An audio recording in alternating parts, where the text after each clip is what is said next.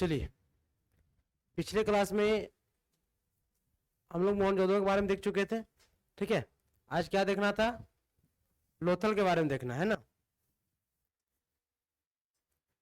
चलिए देखिए, लोथल,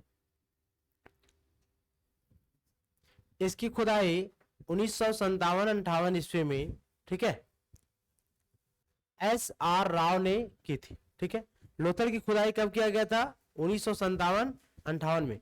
किसके द्वारा किया गया था? तो S.R. राव के द्वारा किया गया था। ठीक है, ठीक है, यह भोगवा नदी पर स्थित था। यानी आप बोल सकते हैं कि लोथल जो है वो भोगवा नदी के तट पर क्या था? स्थित था। ठीक है, यह वर्तमान में कहां स्थित है? गुजरात में स्थित है। ठीक है, चलिए नेक्स्ट टॉपिक में देखना है क्या कि लोथल से मिली वस्तुएं, कि लोथल से कौन कौन सी वस्तुएं जो है हमें प्राप्त हुई है। ठीक है, देखिए क्या है, फारस की मोहरें। ठीक है, अब फारस की मोहरें, फारस तो हमारा भारत में तो नहीं है, ये भारत का हिस्सा तो नहीं है। ठीक है, यानी इससे साफ स्पष्ट हो जाता है कि हड़प्पा सभ्यता वासी, ठीक है, अन्य दूसरे राज्यों, दूसरे कंट्री से भी व्यापारिक संबंध बनाए थे, व्यापार करते होंगे, तब तो फारस का मुहर जो है वो इंडिया में हड़प्पा सभ्यता में आया। ठीक है, धान व बाजरे की खेती का प्रमाण, यानी धान की भी खेती कर रहे थे और बाजरे की भी खेती कर रहे थे, जो जीविका का क्या था? एक प्रमुख साधन था। ठीक है, आगे क्या है? आटा पीसने वाली चक्की। ठीक है, जिससे वो क्या करते थे? गेहूं आसानी से पीस करके वो अपने भोजन के रूप में प्रयोग करते थे। मनके या मनकों का कारखाना, जहां पे अनेक प्रकार का आभूषण बोल सकते हैं, सिक्का बोल सकते हैं, औजार बोल सकते हैं। ठीक है, जहां पे बनाया जाता था। कुत्ते की मूर्ति। ठीक है, अब कुत्ते की जो मूर्ति मिली है वो पीतल का मिला है। ठीक है, कभी कभी बत्तख का भी मूर्ति मिला है। ठीक है, बकरी की हड्डियां एवं गोदी, गोदी का मतलब क्या होता है? बंदरगाह। ठीक है, और ये हड़प्पा सभ्यता का लोथल एकमात्र ऐसा स्थल था जहां से बंदरगाह का साक्ष्य प्राप्त हुआ है। अब बंदरगाह किसे कहते हैं? यहां प्रश्न उठ सकता है ना कि बंदरगाह किसे कहा जाता है? तो बंदरगाह, जैसे हम लोग माने जाए, देखा जाए एक समुद्र है। ठीक है, इधर अलग कंट्री है, इधर मान लीजिए कि अमेरिका है, इधर भारत है, इधर चीन है, इधर फ्रांस है। ठीक है, अब स्वाभाविक है कि ये देश तो इसके साथ व्यापार करेगा। हो सकता है कि भारत ये तीनों देशों के साथ व्यापार करे, व्यापार करेगा ना। तो व्यापार करने का मकसद है कि जब कोई भी वस्तुओं को किसी दूसरे कंट्री से वहां से नाव के माध्यम से लाया जाएगा, तो किसी एक निश्चित स्थान पे क्या किया जाएगा? उस वस्तु को खाली किया जाएगा या फिर उस जहाज में लोड किया जाएगा, किया सकता है ना। तो जिस स्थान पर नावों को रोका जाता था, हर एक स्थान पे तो रोक नहीं सकते हैं ना। ठीक है, उसके लिए क्या अनेक प्रकार की सुविधाएं उपलब्ध करानी पड़ती है। ठीक है, जैसे देखना होगा तो झील गए होंगे, देखे होंगे कि झील में जब बोटिंग होता है तो एक निश्चित स्थान पे उसका बनाया गया लकड़ी का, वहां पे लोग जाकर के बोट पे बैठते हैं, और जहां पे बैठाया जाता है वहीं पे पुनः उसे लाकर क्या छोड़ दिया जाता है। अगर दूसरे स्थान पे छोड़ा जाएगा, मान लीजिए यहाँ पे बैठाया जाए, यहाँ छोड़ दिया जाए, और यहाँ पे उस प्रकार की सुविधा नहीं, तो क्या होगा कि हमारे लिए खतरा महसूस हो सकता है ना। ठीक है, क्लियर है यहां तक? चलिए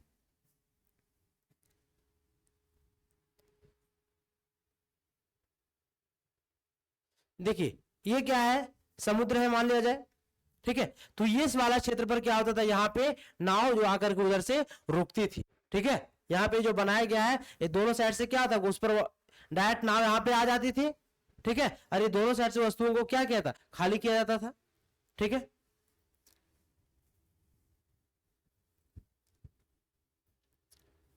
नेक्स्ट टॉपिक देखिए क्या है? चान्हो दड़ो। ठीक है, देखिए क्या है, इसकी खुदाई 1931 ईस्वी में गोपाल मजुमदार ने की थी। चान्हो दड़ो की खुदाई कब किया गया? 1931 ईस्वी में। किसके द्वारा किया गया था? गोपाल मजुमदार के द्वारा किया गया। ठीक है, यह पाकिस्तान में सिंधु नदी के तट पर स्थित है। यानी चान्हो दड़ो कहां स्थित है? तो पाकिस्तान में स्थित है। किस नदी घाटी किनारे? तो सिंधु नदी घाटी किनारे स्थित है। क्लियर? चलिए नेक्स्ट पॉइंट है, चान्हो दड़ों से मिली वस्तुएं। चान्हो दड़ों से कौन कौन सी वस्तुएं प्राप्त हुई थी, मिली थी। ठीक है, देखिए क्या क्या मिला है। मनके बनाने का कारखाना, ठीक है, पीतल की बत्तख, अलंकृत ईंट, ठीक है, मनके, ठीक है, पीतल की बत्तख अभी जस्ट बताए थे ना, ठीक है, अलंकृत ईंट, ईटा जो बना जैसे ईटा का आकार मान जिस इस तरीके से होता था, लंबाई चौड़ाई और उसकी ऊंचाई, तो ठीक है, तो अलग अलग तरीके से ईटा जो है वो बनाया जाता था। बहुत सारे ईटा जो मिला, कुछ कच्चे ईटा मिला, कुछ पक्की ईटा के भी अवशेष वहां से मिले हैं, ठीक है। और घर जो बनाया जाता था वो 1 से 2 मंजिला का हुआ करता था, ठीक है। सड़क जो होता था वो कच्चा और पक्का दोनों सड़क होता था, ठीक है। एवं तराजू मिला, ठीक है, कल भी बताए थे कि तराजू क्या था, कि हाथी के दांत को तराजू बनाया जाता था, जिसमें वस्तुओं को नापने या तौलने के रूप में उसका यूज या प्रयोग करते थे, ठीक है। नेक्स्ट क्या मिला, बैलगाड़ी। तो बैलगाड़ी कहने का मतलब है कि मान लिया जाए कि समुद्री इलाकों से वो बंदरगाह तक समुद्र के माध्यम से क्या करते थे, अनाज को या किसी खाद्य पदार्थ को ले आते थे, लेकिन अन्य दूसरे स्थान पर जहां पे बंदरगाह की व्यवस्था नहीं हो, ठीक है, या फिर नहर की व्यवस्था नहीं हो, वैसे स्थलों में सड़क मार्ग से लोग व्यापार करते थे, ठीक है, जिसमें से बैलगाड़ी का प्रयोग किया जाता था। क्लियर है कि नहीं, कोई कंफ्यूजन? देखिए क्या मिला, ये जो है पक्की मिट्टी के खिलौना है, ठीक है, ये समझौता क्या है, बैलगाड़ी है, ठीक है। आज हालांकि इसके आकार में बहुत ज्यादा परिवर्तन हो गया है, लेकिन ये हड़प्पा सभ्यता का बैलगाड़ी किस तरीके से वहां पे यूज करते थे। देखिए ये क्या है, स्टोन का है, इसमें लकड़ी लगा हुआ है, और इसमें भी लकड़ी लगा हुआ, और यहाँ पे क्या है कि 2 बैलों के माध्यम से खींचा जा रहा है उसको, ठीक है। तो इस स्थान पे क्या करते थे कि वस्तुओं को रख देते थे या इस पर लोड कर देते थे, और वो मवेशियों के द्वारा क्या होता, उसे खींचा जाता था और एक स्थान दूसरे स्थान पे ले जाया जाता था। क्लियर? जिससे क्या होता था कि लोगों को व्यापार करने में काफी सुविधा होती थी, ठीक है। सर पे या माथा पर कितना ज्यादा ले जा पाएंगे वो।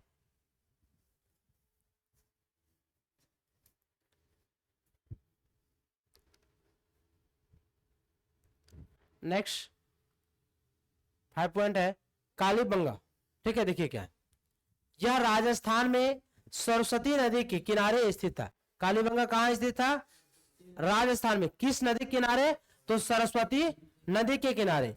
इसकी खुदाई यानी कालीबंगा की खुदाई किसके द्वारा किया गया था, बी के थापड़ एवं बीबी लाल ने किया था। किसके द्वारा किया गया, बी के थापड़ एवं बीबी लाल के द्वारा। कब किया गया था, 1953 ईस्वी में, ठीक है। चलिए अब देखते हैं क्या कालीबंगा से प्राप्त वस्तुएं, कालीबंगा से कौन कौन सी वस्तुएं प्राप्त हुई है, ठीक है। देखिए क्या, अग्निकुंड मिला। अब अग्निकुंड मिलने से ये तो हम लोग अनुमान लगा सकते हैं ना, परिकल्पना कर सकते हैं ना कि उस समय हड़प्पा सभ्यता के वासी यज्ञ करने का काम करते होंगे। पिछले लोग में देखे थे स्वास्तिक चिन्ह भी मिला था, ठीक है। तो यानी ये अग्निकुंड मिलने से ये स्पष्ट हो जाता है कि हड़प्पा सभ्यता के वासी यज्ञ भी करते होंगे ना, ठीक है। आगे क्या मिला है, बेलनाकार मोहरे। आज मोहर क्या होता है, गोल मोहर होता है, लेकिन पहले जिस तरह से पेन है इस तरीके से इंक डुबा करके इस तरीके से वो चलाते थे, ठीक है, जिससे क्या होता था कि वो मोहर उस पर छप जाता था, ठीक है। तांबे के बैल की मूर्ति, ठीक है, लकड़ी की नाली। और ये जो लकड़ी की नाली मिली है वो हड़प्पा सभ्यता की सबसे प्रमुख विशेषता थी, ठीक है। अब कैसे मिली, देखिए मान लिया जाए कि ये मुख्य सड़क हुआ करता होगा, ठीक है। इससे बहुत सारी छोटी छोटी क्या निकली होगी, गलियां निकली होगी। नाली तो बाद में निकलेगा ना, क्योंकि शहर में हम लोग देखते हैं क्या कि अगर शहर में छोटी छोटी गलियां अगर नहीं निकलती है तो क्या शहर बसा पाएंगे हम लोग, नहीं बसा पाएंगे ना। सिर्फ जो मुख्य मार्ग होगा, मुख्य सड़क होगा, उसी के अगल बगल दोनों साइड में क्या होगा, घर बना सकते हैं। लेकिन टाउन में हम लोग क्या देखते हैं कि बहुत छोटी छोटी क्या होती है, गलियां निकली होती है, जिसका हमेशा एक दूसरे के साथ क्या होता है, संपर्क बना हुआ रहता है।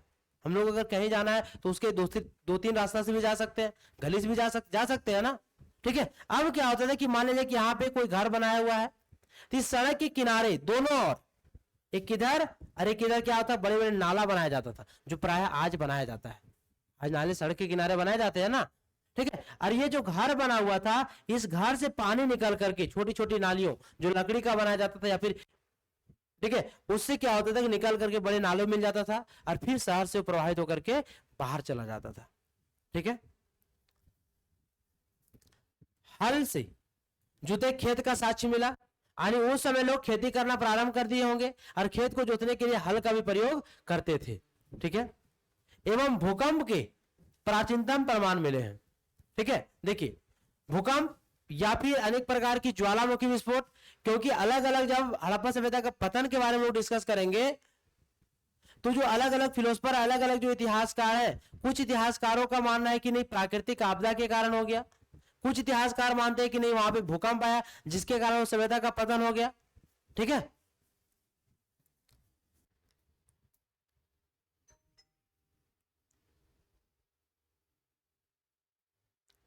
देखिए क्या इस क्षेत्र में क्या करते, मैदानी क्षेत्र है ये, तो यहां पर वो क्या करते थे, कृषि करने का काम करते थे। मान लीजिए अचानक इस क्षेत्र में क्या प्राकृतिक आपदा आ जाए, भूकंप आ जाए, ज्वालामुखी विस्फोट हो जाए, तो अगर क्या होगा कि ये सारा क्षेत्र क्या तबाह हो जाएगा, जो बिल्डिंग या जो भी घर बना हुआ लोगों को रहने के लिए वो क्या विध्वंस हो जाएगा, ध्वस्त हो जाएगा ना। तो क्या होगा, सभ्यता का स्वतः स्वाभाविक है कि पतन होना स्वाभाविक है, क्योंकि आज क्या है कि वर्तमान समय में हमारे पास अनेक प्रकार की सुविधाएं उपलब्ध है। सुविधा है ना, भूकंप आने से, बारिश आने से पहले हम लोग को सूचना मिल जाती है, ठीक है, लेकिन पहले तो ऐसी सुविधाएं नहीं थी, ठीक है।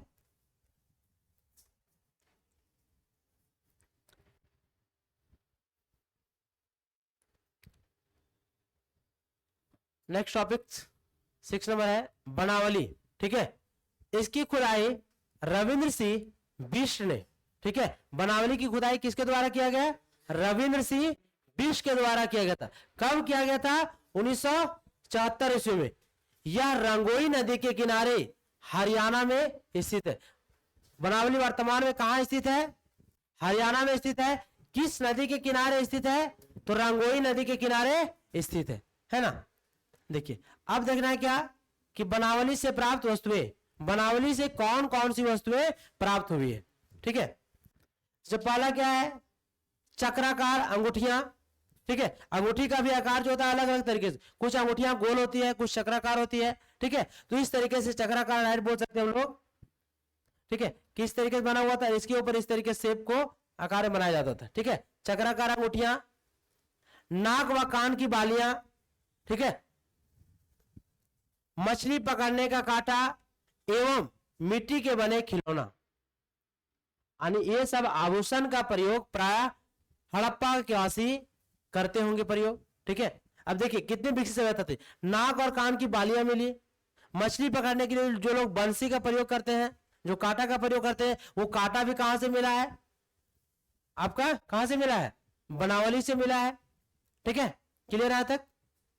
देखिए क्या मिला, ये सब क्या है, आभूषण है आपका, ये सारा क्या है, आभूषण है। इस आभूषण का लोग उस समय आभूषण के शौकीन जो थे वो स्त्री और पुरुष दोनों वर्ग के लोग थे। ऐसा नहीं सिर्फ पुरुष वर्ग के लोग या सिर्फ महिला वर्ग के लोग ही आभूषण के शौकीन आभूषण धारण करते थे, ठीक है। दोनों वर्ग के लोग आभूषण के शौकीन थे, ठीक है। जैसे कि आज वर्तमान में भी क्या है कि पुरुष वर्ग के लोग कड़ा पहनते हैं, बहुत सारा आभूषण धारण करते हैं ना, ठीक है, गला में चैन पाते हैं। तो उसी समय उस तरीके से भी वो हड़प्पा सभ्यता के वासी आभूषण के काफी ज्यादा शौकीन थे, ठीक है। ये देखिए क्या मिला, ये सब खिलौना मिला है जो मनोरंजन की उद्देश्य से बच्चे जो क्या करते थे, इसे खेलते थे, ठीक है। क्लियर है।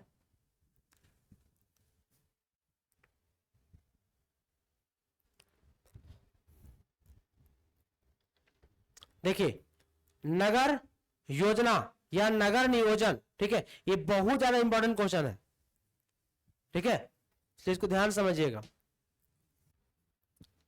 हड़प्पा संस्कृति की सर्वप्रमुख विशेषता इसका नगर नियोजन है, क्योंकि हड़प्पा सभ्यता एक नगरीय सभ्यता थी, नगरीय सभ्यता थी ना, तो जिसके कारण क्या है, यहाँ पे नगरीय सभ्यता होने के कारण देखिए क्या है, हड़प्पा एवं मोहनजोदड़ो की खुदाई में पूर्व तथा पश्चिम में 2 टीले मिले हैं।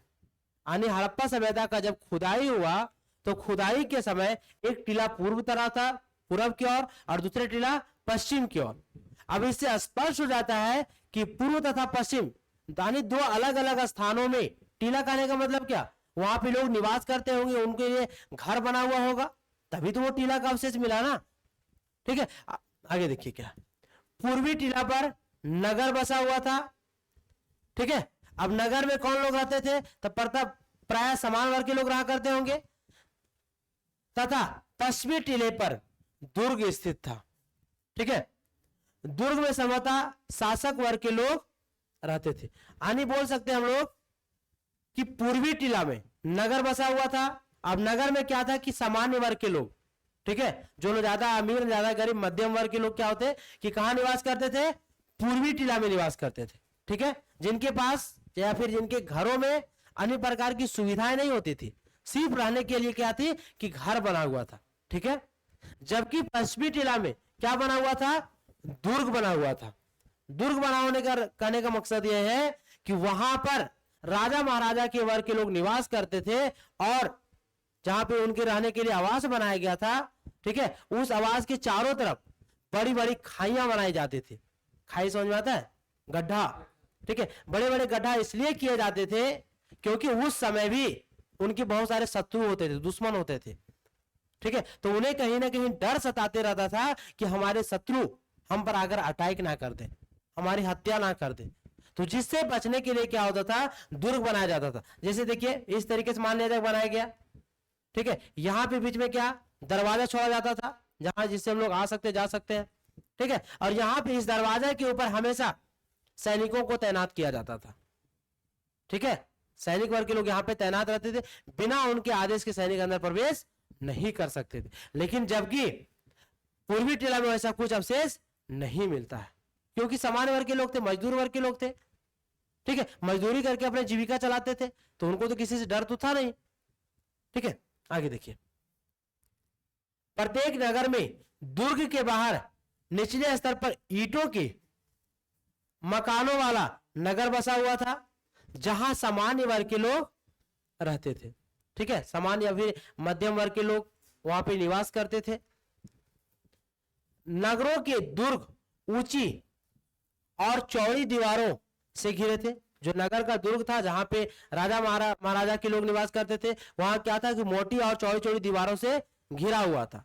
ठीक है, जैसे देखिए Hazaribagh central jail, Jayaprakash Narayan central jail है ना, वहां देखते कितना बड़ा दीवार दिया, तो क्या वहां पे क्या कोई भी कैदी वहां भाग सकते, क्या नहीं भाग सकते, या फिर बाहरी कोई भी व्यक्ति वहां प्रवेश तो नहीं कर सकते। तो उस तरीके से बनाया जाता था, और ये इसलिए बनाया जाता था कि ताकि जो राजा परिवार के लोग थे उन्हें सुरक्षा मुहैया कराया जाए, बाहर लोगों से उनको किसी प्रकार का खतरा नहीं हो। ठीक है, हड़प्पा की नगर नियोजन इस प्रकार है।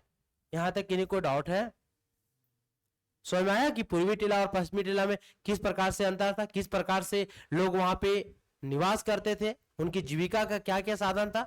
ठीक है, वो सारा देखेंगे हम लोग अभी।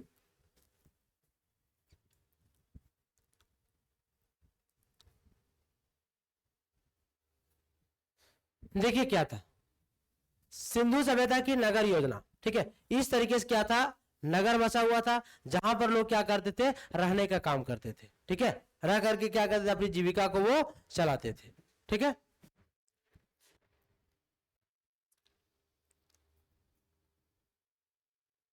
चलिए देखिए, नगर नियोजन में पहला पॉइंट जो है वो है क्या, सड़क व्यवस्था। क्योंकि नगर में सबसे पहले अच्छी क्या होती है, सड़क होती है, रोड होती है, जिसको सड़क बोलते हैं। ठीक है, अगर ये व्यवस्थाएं अच्छी नहीं होती है तो हम लोग नगर स्थापित नहीं कर पाएंगे। ठीक है, अगर सिर्फ मुख्य मार्ग के दोनों ओर अगर घर बना दिया जाए, बड़े बड़े बिल्डिंग बना दिया जाए, तो क्या उससे हम नगर स्थापित कर सकते हैं, शहर बसा सकते हैं, क्या नहीं बसा सकते। यानी उससे क्या छोटी छोटी गली हमको निकलना पड़ेगा ना, अगर गली नहीं निकालेंगे तो क्या संभव है बना पाएंगे, नहीं बना पाएंगे। ठीक है, अब देखिए क्या, मोहनजोदड़ो की एक प्रमुख विशेषता उसकी सड़कें थी।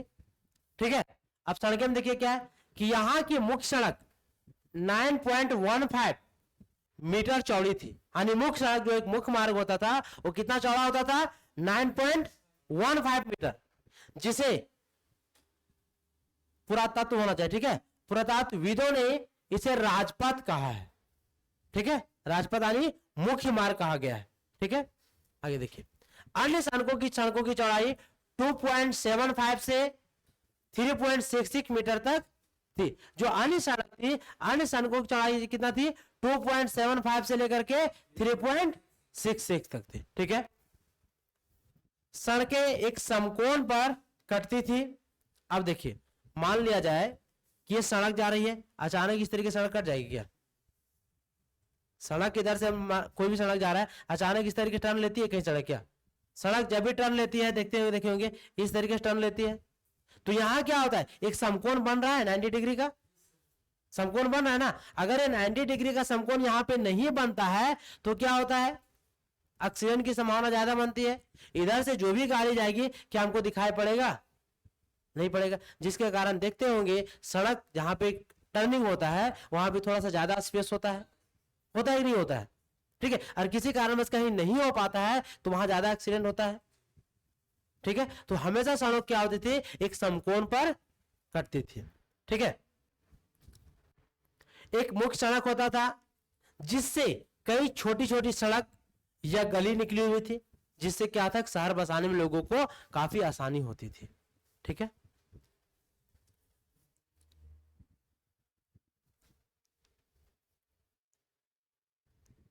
अब देखिए ये क्या है? मुख्यतः शहर है, शहर बसा हुआ है, शहर बसा हुआ है ना। तो जब ये शहर बसा हुआ है तो इसमें आने के लिए क्या, देखिए ये सब क्या गली नजर आ रहा है ना। अगर ये सब गली नहीं होता तो ये सब जो घर बना हुआ है, ये सब घर में लोग कैसे प्रवेश करते? ठीक है, तो ये सब घरों में जाने के लिए क्या था कि देखिए मुख्यतः क्या था? ये सब गली जो है वो बनाया जाता था। ठीक है, जिस गली के माध्यम से लोग क्या करते थे कि अपने घरों में प्रवेश करते थे, जाते थे। ठीक है, क्लियर यहां तक?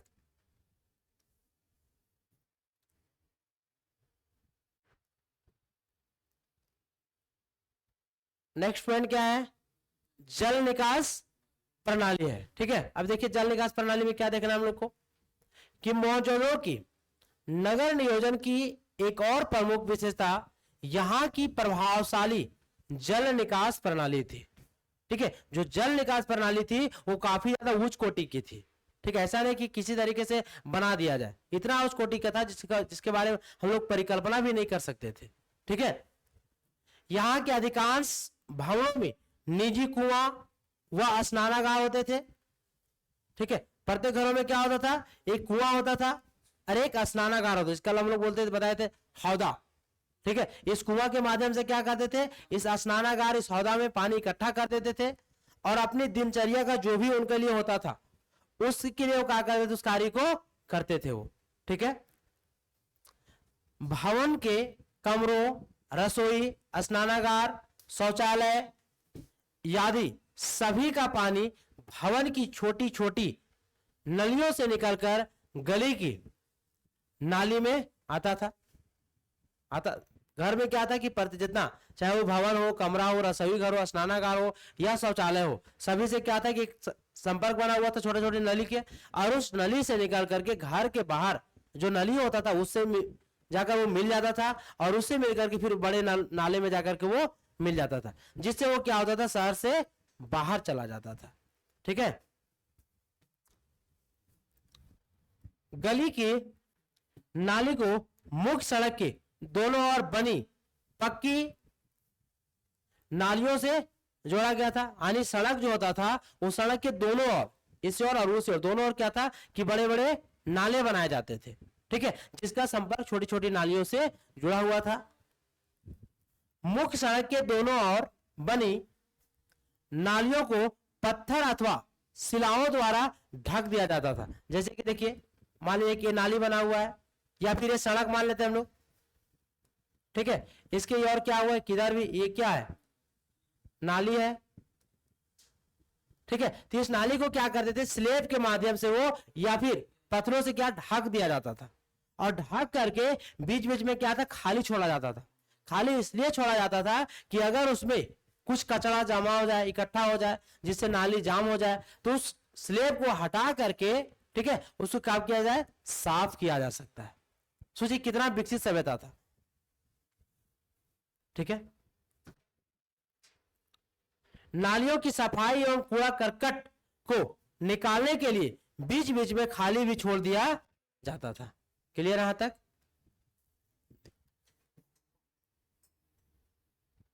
देखिए क्या है, ये क्या है, नाली है, संपर्क दूसरे से बना हुआ, छोटी छोटी नाली देखिए बना हुआ है ना, ठीक है। ये क्या, एक सड़क है, सड़क के किनारे बनाया है, तो ये मुख्य नाली बोल सकते हैं हम लोग, ये सड़क है। अब देखिए इस ओर भी नाली बना हुआ है ना, तो दो, एक कच्ची सड़क है, तो एक ये नाली ये हुआ, एक नाली ये हुआ, ठीक है। तो जब शहर बसा हुआ होता था तो दोनों और क्या था कि नालियां बनाई जाती थी, ठीक है। जिस नाले या नाली से क्या होता है कि जो शहर का जो भी पानी होता था, प्रत्येक दिन यूज करने वाला पानी, वो शहर से कहां चला जाता था, बाहर की ओर चला जाता था, ठीक है। कोई दिक्कत है यहां तक?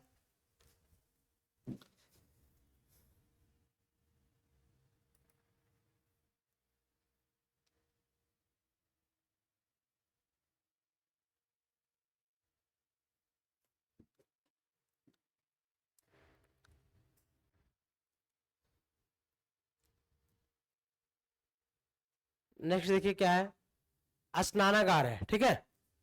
समझिए, मोहनजोदड़ो का एक प्रमुख सार्वजनिक स्थल है, ठीक है। यहाँ के विशाल दुर्ग, दुर्ग समझ में आता है, जहां पे राजा महाराजा के लोग रहते थे, या फिर ये बोल सकते हैं कि जहां पे बहुत सारे लोग निवास करते थे, ठीक है। 54.86 इंटू 33 मीटर में स्थित विशाल स्नानागार, यह 39 फुट लंबा, ठीक है, यानी 11.88 मीटर लंबा, 23 फुट यानी 7.1 मीटर चौड़ा एवं 8 फुट 2.44 मीटर गहरा। अब देखिए कैसा बनाया गया था, बताएंगे आगे पिक्चर के माध्यम से, ठीक है। इसमें उतरने के लिए आने क्या बनाया गया था, एक स्नानागार बनाया गया था, जो कहां बनाया गया था, शहर से बाहर बनाया गया था, ठीक है। इसमें उतरने के लिए उत्तर एवं दक्षिण की ओर सीढ़ियां बनी है, यानी उत्तर और दक्षिण में क्या बनाया गया है, सीढ़ियां बनाई गई है। क्यों बनाया गया है कि ताकि उस स्नानागार में लोग प्रवेश कर सके, नीचे उतर सके, ठीक है। स्नानागार का फर्श, फर्श समझ में आता है, निचला जो स्तर होता है, जमीन होता है, फर्श पक्की ईंटों से बना हुआ था। अब फर्श को पक्की ईंटों से इसलिए बनाया गया था क्योंकि जब किसी प्रकार का यज्ञ या अनुष्ठान लोग करते थे तो काफी ज्यादा मात्रा में लोग उसमें प्रवेश होते थे, जाते थे स्नान करने के लिए। तो अगर उसमें फर्श जो उसका जो पक्की ईंटों से नहीं बनाया जाता तो क्या होता कि नीचे कीचड़ रहता, मिट्टी रहता, तो जिससे क्या होता कि पानी बहुत जल्द गंदा हो जाता, ठीक है। अब अगर नीचे अगर फर्श को ढलाई किया हुआ या फिर सीमेंटेड किया हुआ है तो क्या होता कि उसमें गंदा होने में ज्यादा समय लगेगा, जैसे वाटर पार्क में हम लोग देखते हैं, ठीक है। संभवतः इस विशाल स्नानागार का उपयोग अनुष्ठानिक स्नान हेतु, अनुष्ठानिक यानी यज्ञ हेतु, जब यज्ञ होता था तो उसमें लोग स्नान करते थे। स्नानागार से जल के निकास की भी व्यवस्था एवं स्वच्छ पानी को एक कुएं द्वारा स्नानागार में लाया जाता था। जब स्नानागार का पानी मुख्यतः गंदा हो जाता था तो उस पानी को निकालने की नाली की भी व्यवस्था की गई थी, ठीक है। इसके बाद एक कुएं के माध्यम से उस स्नानागार में पुनः पानी भरा भी जा सके, इसकी व्यवस्था की गई थी, ठीक है। देखिए क्या,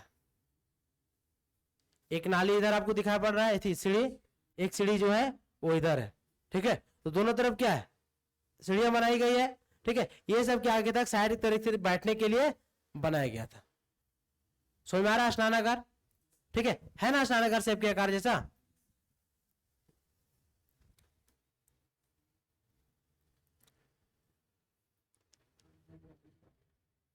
देखिए नेक्स्ट टॉपिक क्या है, अन्नागार।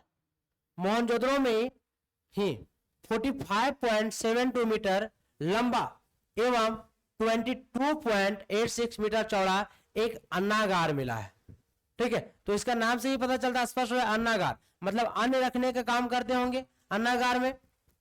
अन्नागार में हवा जाने की व्यवस्था थी, अन्नागार का सुदृढ़ आकार प्रकार हवा आने जाने की व्यवस्था थी, यानी जब मान लीजिए कोई व्यक्ति रहने के लिए आवास या घर बनाते थे तो प्रत्येक के घरों में एक भंडार रूम होता है, उसी को अन्नागार बोलते हैं हम लोग, ठीक है। तो भंडार घर में क्या होता है कि जो भी अनाज होता है एक उसी घर में लोग अनाज को रखते हैं, ना कि सभी कमरों में रखते हैं, उसी कमरा में रखते हैं ना। तो उस कमरा में क्या होता है कि बड़े बड़े खिड़कियां होती है, वेंटिलेटर होता है, ताकि उसमें क्या हो सके, सही तरीके से हवा जा सके, सूर्य का रोशनी या प्रकाश जा सके, ताकि जिस भी प्रकार का हम लोग फसल उसमें रख रहे हैं वो सड़ या गल कर नष्ट ना हो जाए। ठीक है, लेकिन अगर पूरा पैक कमरा में रख दिया जाए, जरा सा उसमें सूर्य का प्रकाश या बाहरी हवा ना प्रवेश हो, तो क्या होगा, वो स्वाभाविक है कि फसल जो है वो बर्बाद होना शुरू हो जाएगा, नष्ट होना शुरू हो जाएगा, होगा ना। ठीक है, हड़प्पा में पकी हुई ईंटों का प्रयोग भी किया जाता था। ठीक है, ईंटें चतुर्भुजाकार होती थी। मोहनजोदड़ो से प्राप्त सबसे बड़ी ईंटें का आकार 51.42 इंटू 26.27 इंटू 6.35 सेंटीमीटर है। सामान्यतः ये ईंटों का आकार है 27.94, ठीक है, 13.97, 6.35 सेंटीमीटर की ईंटें प्रयुक्त हुई है। यानी इस प्रकार जैसे ईंटों का आकार, जैसे देखिए ये ईंट हो गया, तो इसका लंबाई हुआ, ये चौड़ाई हुआ, ये इसका फिर क्या होगा, हाइट होगा, तो लंबाई चौड़ाई हाइट तीनों ईंटों मिलेगा ना। अब देखिए क्या है,